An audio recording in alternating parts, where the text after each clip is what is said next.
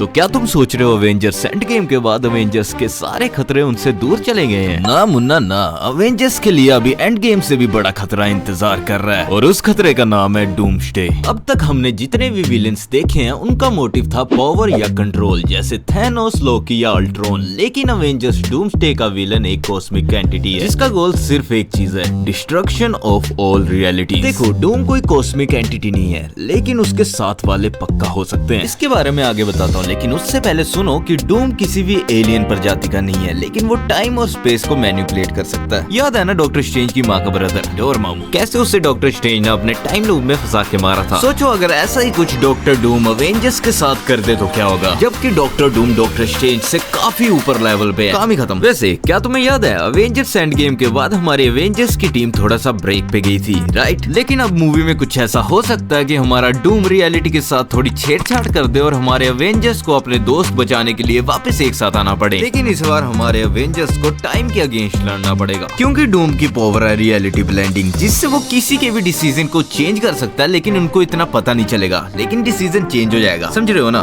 चलो एक एग्जाम्पल के साथ समझाता हूँ। सोचो तुम क्लास में बैठे हो और तुमसे टीचर कोई सवाल पूछता है, तुम्हें वो सवाल का आंसर आता है और तुम सही जवाब देते हो और सारे बच्चे अभी तालियां मार रहे हैं। लेकिन डूम की पावर से तुम्हारे साथ वो कुछ बुरा करेगा, जैसे तुम्हारा सवाल चेंज हो जाएगा जो तुम्हें नहीं आता होगा। अब सारे बच्चे तालियां मारने की जगह हंस रहे हैं। ऐसे ही हमारे अवेंजर्स के साथ होगा, अच्छी वाली चीजों को हटा के बुरा होगा उनके साथ। रियलिटी चेंज होगी, लेकिन इतना किसी को पता नहीं चलेगा। लेकिन यहाँ पे एक ट्विस्ट है, पता है क्या? सोचो अगर डूम अपनी पावर से किसी अवेंजर्स के मेंबर को करप्ट कर दे। करप्ट से मतलब डूम किसी भी आदमी को अपने वश में कर सकता है, जैसे कि लोकी थैनोस के पास काम करता था, वो अपने मन से करता था लेकिन करता था। मान लो अगर डूम किसी पावरफुल अवेंजर्स की पावर अपने कंट्रोल में ले ले, जैसे कि हल्क या थोर या विच, स्कारलेट। सोचो फिर अवेंजर्स को अपने ही दोस्तों के अगेंस्ट लड़ना पड़ेगा। इससे बुरा क्या हो सकता है? लेकिन अभी सबसे स्केरी पार्ट तो बचा है, the true doomsday. Doctor Doom कोई छोटा मोटा विलन नहीं है, वो स्पेस और टाइम को कंट्रोल कर सकता है। सोचो मूवी में डूम अपनी पावर से मल्टीपल टाइमलाइंस को डिस्ट्रॉय करने लग जाए, फिर हर टाइमलाइन के अवेंजर्स को डूम के साथ लड़ना पड़ेगा। इमेजिन एक ऐसी टाइमलाइन जहाँ ना कैप्टन है, ना आयरन मैन है, ना थोर है, ना हल्क है, या कोई ऐसी टाइमलाइन जहाँ पहले से ही अवेंजर्स डेड है,